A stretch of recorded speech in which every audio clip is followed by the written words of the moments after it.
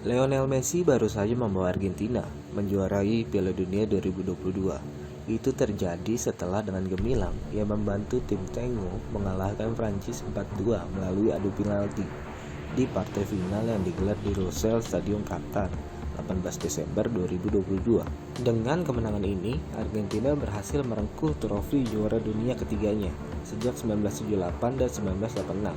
Ini mengakhiri juga penantian panjang selama 36 tahun. Bagi Argentina, sejak juara bersama Diego Maradona, memang kerap jadi pecundang di turnamen-turnamen besar, termasuk kekalahan di final 1990 dan 2014. Terkhusus untuk Messi, ia selalu dikritik karena penampilannya bersama timnas tak semewah dan sementereng dibanding saat dia bermain untuk klubnya, Barcelona kala itu.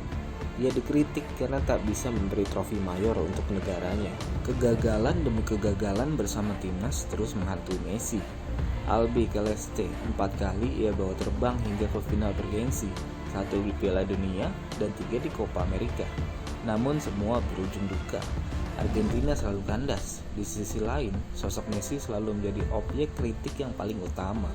Maklum, karena Messi adalah kapten tim dan pemain terbaik dengan koleksi Ballon d'Or terbanyak. Tak heran jika semua kegagalan timnas selalu dibebankan pada dirinya. Tapi, sebagaimana kata pepatah, kegagalan adalah guru terbaik. Itulah yang barangkali jadi moto hidup Messi. Maka, perlahan tapi pasti, Messi akan terbangun dari tidur panjangnya bersama timnas Argentina. Messi menemukan mukjizat. Bagaimana cara ia menampilkan performa terbaik ketika dia berseragam Argentina.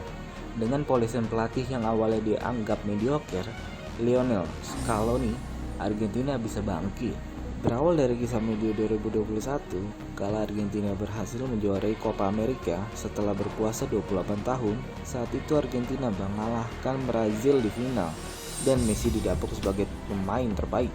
Kisah manis ini kemudian berlanjut ke Stadion Wembley, London, Inggris pada 1 Juni 2022. Bertajuk Finalissima, sebuah pertandingan yang mempertemukan juara Amerika Selatan dengan juara Eropa. Argentina yang merupakan juara zona CONMEBOL berhasil mengandaskan juara Eropa, Italia 3-0. Messi juga dinobatkan sebagai pemain terbaik. Teranyar Messi menutup prestasinya dengan juara dunia 2022. Dan lagi-lagi Messi dinobatkan sebagai pemain terbaik turnamen. Maka lengkap sudah koleksi trofi dalam karir Messi. Piala Dunia melengkapi sekaligus jadi puncak dari perjalanan di lapangan hijau. Setelah 1003 pertandingan, 793 gol, 350 assist, 7 Ballon d'Or, 4 Liga Champions, 10 La Liga, 1 Copa America, dan 1 Piala Dunia, Messi berhak menabiskan dirinya sebagai God alias greatest of all time. Lalu, kenapa Lionel Messi dan Prabowo Subianto disandingkan? Adakah persamaan dari keduanya? Sekilas antar keduanya tak ada perbedaan berarti. Prabowo politisi, negarawan, Messi main sepak bola. Prabowo berkebangsaan Indonesia, Messi berkebangsaan Argentina. Tapi tahukah kita sejatinya ada kesamaan di antara keduanya?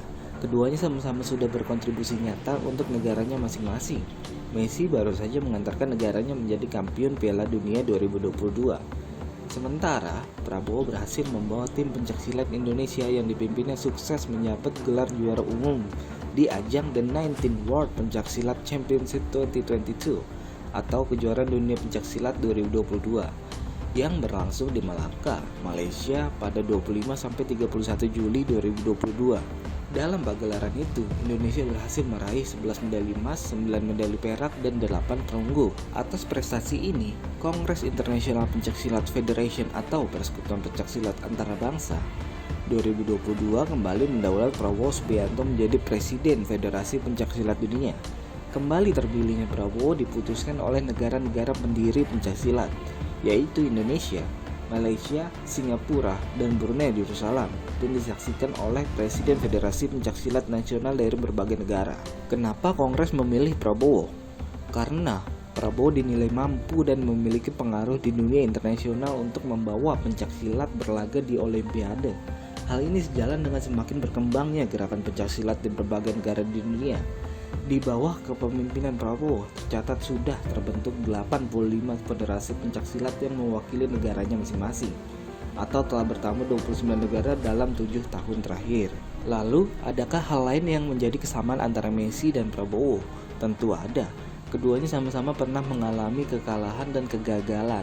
Tak hanya sekali, tapi berkali-kali. Bedanya lagi-lagi Prabowo dalam arena politik, sedangkan Messi dalam panggung sepak bola. Sebelum Piala Dunia 2022 Qatar, Messi terhitung sudah 4 kali berlaga di Piala Dunia, yakni 2006, 2010, 2014, dan 2018. Tetapi selama keikutsertaannya dalam 4 edisi itu, tak satu pun yang berhasil, semuanya gagal. Messi tak pernah mampu membawa pulang trofi Piala Dunia. Di sisi lain, dalam arena politik, Prabowo punya kisah hampir serupa dengan Messi. Prabowo sudah 3 kali mengikuti kontestasi Pilpres di Indonesia, yaitu Pilpres 2009, 2014, dan 2019. Apa yang terjadi? Nasib Prabowo sama dengan Messi. Tak satu pun dari kontestasi itu yang berbuah manis. Apakah Prabowo menyerah? Tidak, sama dengan Messi. Tak ada kamus menyerah dalam sebuah keyakinan. Messi maupun Prabowo sama-sama berjuang berdasarkan keyakinan. Keyakinan mereka didasarkan pada kecintaan mereka terhadap negaranya masing-masing. Mereka yakin perjuangan mereka adalah jalan pengabdian terbaik. Prabowo yakin dengan menjadi presiden, pengabdian dan perjuangan membangun bangsa akan lebih mudah dilakukan. Arah dan masa depan bangsa akan berada di tangannya. Prabowo yakin, kita juga yakin, di tangannya lah masa depan negeri ini akan gemilang. Dan keyakinan itulah yang memberanikan Prabowo menempuh jalur ini, meskipun harus melewati lorong-lorong gelap dan berliku.